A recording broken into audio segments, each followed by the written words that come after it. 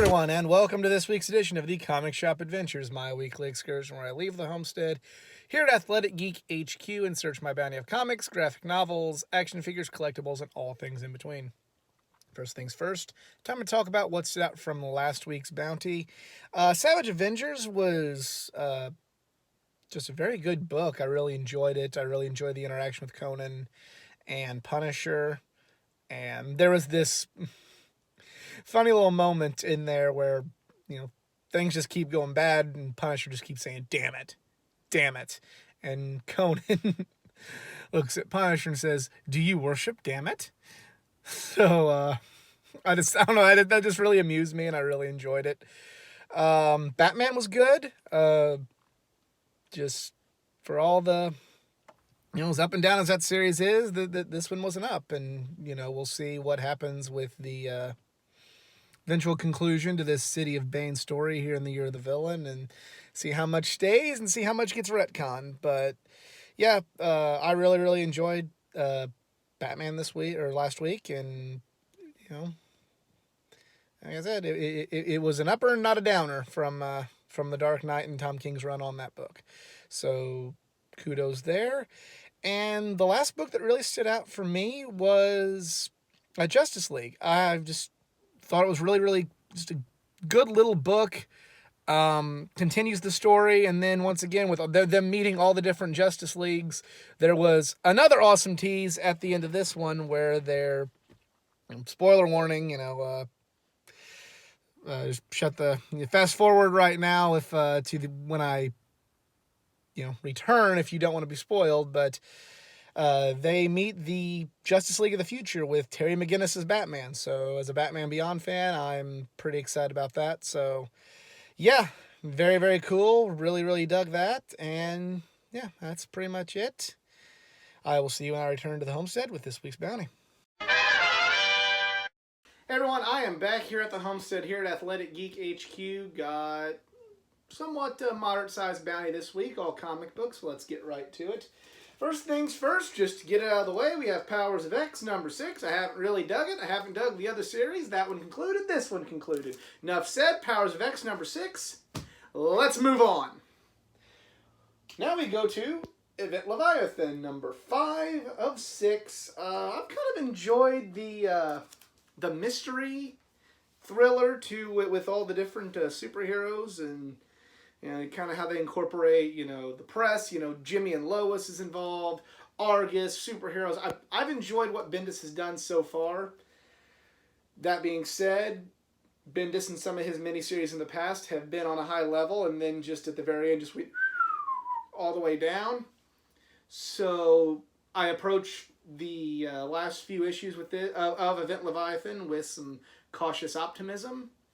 We'll see how it concludes. We'll see what direction it goes. It could be, could still be really good. I'm not saying that it's not capable of being really good, but I remember there was this miniseries called Age of Ultron back in 2013 that started out really hot and then just went to hell. And it was written by Brian Michael Bendis. So I guess because of that, I'll always be a little unsure with towards the end of his miniseries runs. But we'll see what happens. Event Leviathan, number 5. And from there we go to a one-shot, another villain one-shot similar to the Riddler one that I had a couple of weeks ago. We have a Joker, written by John Carpenter of, horror movie fame. Just looked, didn't expect to pick this up, just saw this on the shelf, found out that John Carpenter had written it. And we'll see what kind of book it's like. We'll see if it's a good book, see how much we enjoy it, see how much I enjoy it, and hopefully it's something that I don't regret picking up. But I like the Joker and I like John Carpenter, so seems like a match made in heaven, right? Joker, you're the villain, one shot.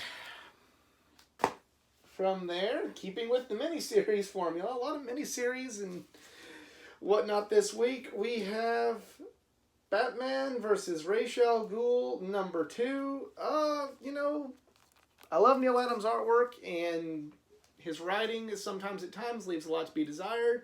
That being said, I really enjoyed, or I shouldn't say I really enjoyed, I thought that the writing was good. Maybe not great, but good with issue 1. It was good enough for me to want to pick up issue 2 and not just me, like, you know, in Batman Odyssey, reading the book and being like, oh dear, this, you know, stick to drawing, Neil, stick to drawing. You're one of the top artists of all time. Just stick to that. But, you know, it wasn't terrible. He did help co-create Ra's al Ghul, so we'll see if it can, you know, if nothing else, I get to see pretty art. Much like I said last time. If nothing else, I'll get to see some really, really great art. But I like writing more than art, so I don't know. Hopefully the story stays good enough that I feel right in buying this and not just buying it for pretty pictures. Batman Ra's al Ghul, number 2. And staying on the Batman side of things, we have Detective Comics number 1013. I have loved Peter Tomasi's run on this book so far. I have loved the first issue of the Mr. Freeze arc, where it's just very, very creepy and horrific what he is trying to do. The story of him, again, spoiler warning, but it's been a couple weeks right now, he's finding women that look like Nora that he's wanting to cut apart and test this drug on to see if the drug will work to revive Nora. And it's kind of like, it's already, it almost reminds me of the straight-to-DVD movie in the animated series canon, Sub-Zero, where he tries to kill Barbara Gordon because they both Barbara Gordon and Nora have the same rare blood type. Well, him finding people, all these different women with similar features to Nora, just to see if this drug will work and help them, it's just really, really like, it feels like a horror movie. And Batman can be very horrific. You know, we found that out in the Snyder and Capullo run. You know, some people say that's like Batman in a horror movie. This is not really a villain that springs to mind when you think horror movie Batman. Yet here we are seeing it kind of seeing Mr. Freeze being able to use that way, and I think that's cool. That's kind of a nice change of pace for Mr. Freeze, who's a very dark and tragic character, and it adds this other layer to what Mr. Freeze can be. So I dig it, and it's, you know, just seems like another notch in the belt for a great writer on a great run. Detective Comics 1013. From there we go to The Flash number 80. Yeah, best kept secret in comics, yada yada yada, said that 1,000 times. This storyline's been good. It's maybe not my favorite Flash storyline. You know, last issue was good and kind of liked where it went, but, you know, kind of looking back on it after it occurred, maybe it's not something I'm digging as much, but it's still very, very good with just, I like the idea of the Rogues, and maybe sometimes my idea and like of a concept like that have kind of blind me to maybe it not being as good as I thought it was right after I read it. You know, kind of similar to, you leave a theater, you may think a movie's awesome, you kind of think about when it's done, maybe it wasn't the best movie that you thought it was walking out. That's kind of what I'm feeling with The Flash right now. You know, I kind of get done reading them and I'm thinking, oh my god, it's so awesome, because I do like the Rogues, I do like The Flash, and it's still a good, very good book, don't get me wrong. I still think that it's a book that does not get the praise it deserves. However, kind of thinking about it the last couple weeks, maybe it's not as good as it was 6 months ago before the Year of the Villain really started kicking in. Maybe it's not as good of a book as it was a year ago, but it's still not bad by any stretch of the imagination. And yeah, maybe I'm just a Flash fanboy. I don't know, but we'll see what issue 80 entails. Flash number 80.